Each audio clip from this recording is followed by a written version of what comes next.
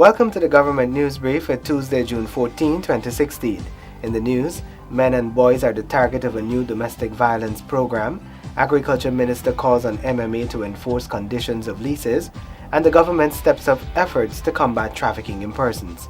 I am Azim Khan with the details of these and other stories.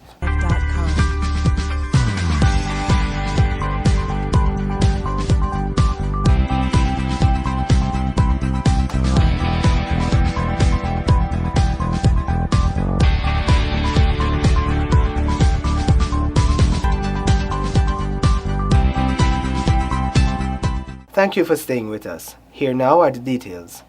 The pumps are working and the flood water is receding in Region 5. Details in this Kadaki Amsterdam report. An interagency team continues to work to reduce flooding in Region 5. When Junior visited the region yesterday with NDIA engineer Dave Hicks, there was evidence that the water was receding.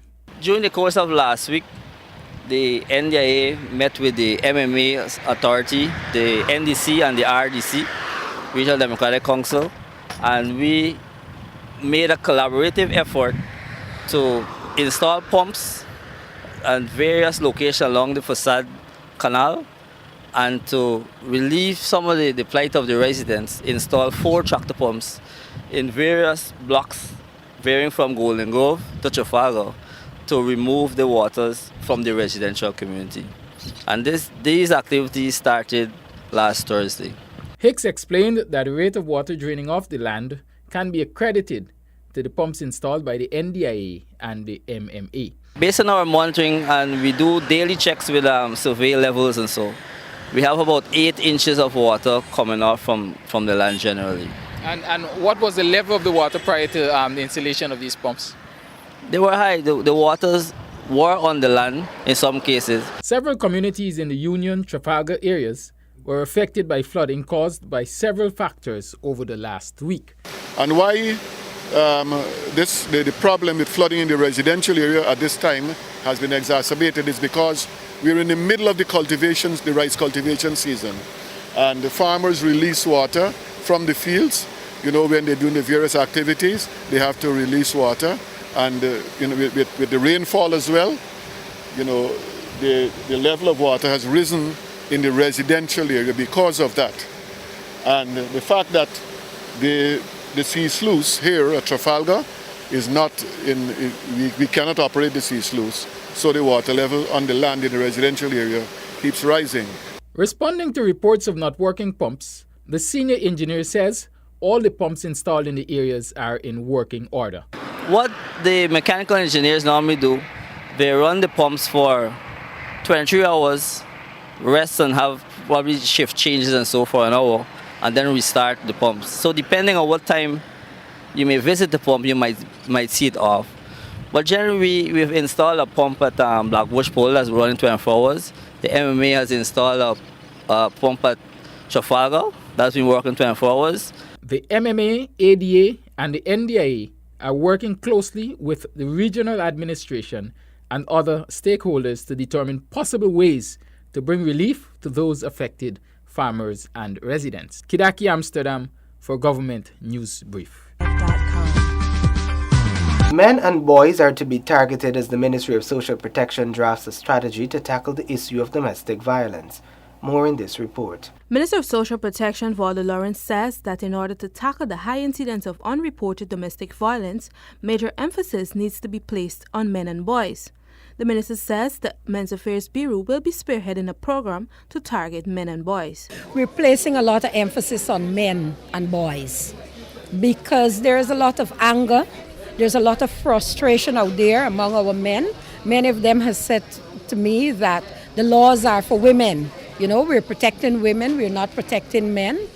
And you would be surprised to know the number of men out there who are thinking about committing serious acts of violence against women. And so the Men's Affairs Bureau presently is working on a program which should be launched next week on dealing with several of the issues within our communities that affects men. The ministry, in collaboration with the Director of Public Prosecutions (DPP), the Chancellor of the Judiciary, and the Guyana Police Force, to determine the challenges and deficiencies in prosecuting these matters through the courts. I was very happy that of the list of things that the police had already started to initiate some of them. Our next move, I have a draft presently on my desk, which I'm hoping to conclude by tomorrow. And that is how the ministry now is going to push forward, because the ministry alone cannot work. It has to be a holistic approach. The police, the Ministry of Health, the Attorney General's chambers, and the University of Guyana, and we want to pull in the CDC groups in the communities, so we spread out our action. Earlier in the year, the ministry commissioned a sexual offences and domestic violence unit. This unit will provide support to policymakers within government as well as victims of domestic violence. Additionally, the government has allocated a sum of $40 million for the construction of a domestic violence center at Cornelia Ida, West Coast Demerara. This center will provide the needed protection and security and provide opportunities for domestic violence victims to be reintegrated into society. For the Government News Brief, Suniko Thorne reporting. Mines and forestry officers were charged to partner and prevent trafficking in persons at the first ever training awareness workshop for field officers in the sectors. Details from Tiffany Rodius. Training to help raise awareness of trafficking in persons, TIP, is necessary if Guyana is to effectively address this scourge, says Minister within the Ministry of Natural Resources and the Environment, Simona Brooms. Brooms says partnerships among ministries must be developed. You have a government who is not denying trafficking in person, but we are going to confront slavery in Guyana. In our interior, in our hinterland, we are going to fight that crime. I'm not asking you to be the police today. I'm not saying that our ministry is a ministry with the responsibility. Every ministry have a responsibility. But what I'm simply saying here to you today is that we will do our bit as Guyanese people. The Constitution, the First Lady pointed it out, mandate us. In an emotional presentation during the TIP workshop at Duke Lodge today, Minister Brooms charged the field officers of the Guyana Geology and Mines Commission and the Guyana Forestry Commission to enforce existing regulations to prevent human trafficking. Anyone entering into a mining district is supposed to present what you call a privilege. And one of the most simple forms and very stern in prevention is that piece that plunge out there. I'm saying to you this morning, the days are gone when men and women will traverse the sector and say, this is my neighbor daughter, this is my daughter, this is my niece, or this is my cousin. I'm saying to you, hold the regulation. Meanwhile, Acting Commissioner of the GGMC, Newell Dennison, says the training is very relevant and will help field officers address human trafficking. What this is doing for us is adding a dimension of awareness and supposed expertise to help us cope with what has become now a scourge, not only in Guyana but around the world. First Lady Sandra Granger, in her remarks, told the field officers to prevent and report cases of trafficking in persons to ensure prosecution of traffickers. You are among those in the front line of our country's fight against trafficking in persons. As you go about performing your duties, you are our government's eyes and ears on the ground in our interior locations. The training session provided field officers with information on how to identify victims of trafficking, systems available for reporting, and partnerships they can rely on. Minister Brooms is urging GGMC officers to make reporting cases of trafficking in persons routine. For the Government News Brief, I'm Tiffany Rogers. Subletting of state land breaches conditions of lease, and the Minister of Agriculture says the MMA-ADA must enforce lease agreements. Here are the details. Minister of Agriculture Noel Holder says that subletting is a breach of the terms of the land lease by the Mahaika Maikoni Abari Agricultural Development Authority, MMA/ADA. He is calling on the authority to correct the situation. The Act doesn't allow that, and the leases that they have don't allow subletting. The breach thing, that's straightforward. MMA should come down on them. That's not a government thing, that's the MMA thing.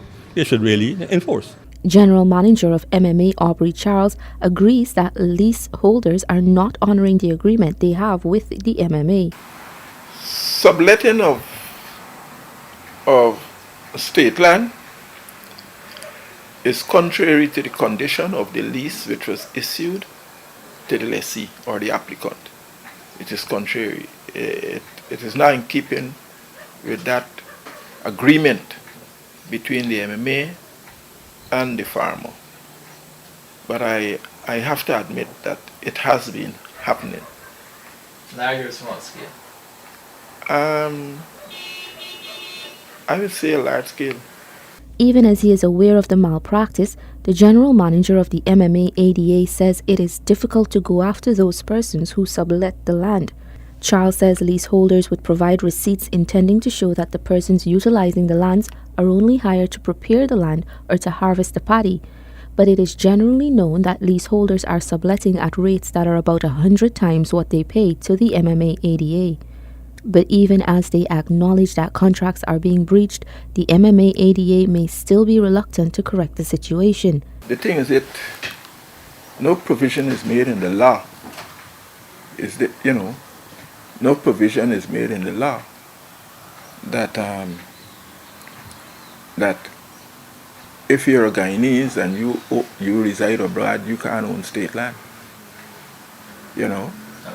So it comes down now to policy. The only other course open to you now is repossess it, kind of breach it. And the board doesn't want to do that right now? Well,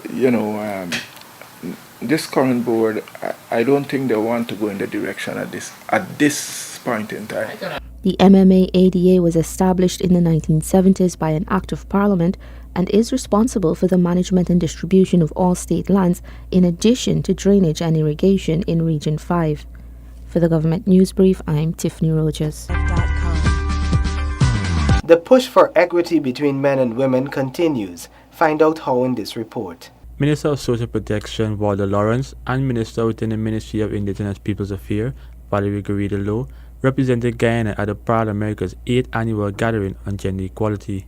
Parliamentarians from 29 countries across the Americas and the Caribbean participated in the gathering with the objective of exchanging experiences and promising legislative practices in support of the rights, political participation, and social equality of women. The conference was held in Ecuador under the theme Diversifying Political Power to Build Inclusive Societies. Women have to realize that we can walk beside a man, that we are as valuable, or I would say invaluable, right? To life, to the man. So there's no reason for us to feel that we are below a man or we have shortcomings and they have everything going for them. Nothing of the sort. Minister Lowe, who made a presentation on Indigenous women's leadership at the conference, says Guyana is heading in the right direction. When I listened to the other presenters, I realized how advanced we were in legislation and in our treatment, in our interaction with our indigenous people and how we view them in Guyana. Because many of them still fighting for their rights. And there was a woman, they showed us, I think was it Bolivia. There's a brave woman, she died fighting for her rights. Minister Lowe notes that in Guyana, the Constitution protects fundamental rights of indigenous people. These include the right to life, protection against slavery, protection of culture, and protection from inhumane treatment, to name a few. Reporting for the Government News Brief, Isaiah Braffett. That concludes today's edition of the Government News Brief. The details of these and other stories can be found on our website. We encourage you to subscribe to our website and YouTube channel to be kept abreast of the latest developments. Gina is also active on Facebook. The Government News Brief is a production of Gina. Do join us again tomorrow as we bring you another edition of the Government News Brief. Thank you for watching.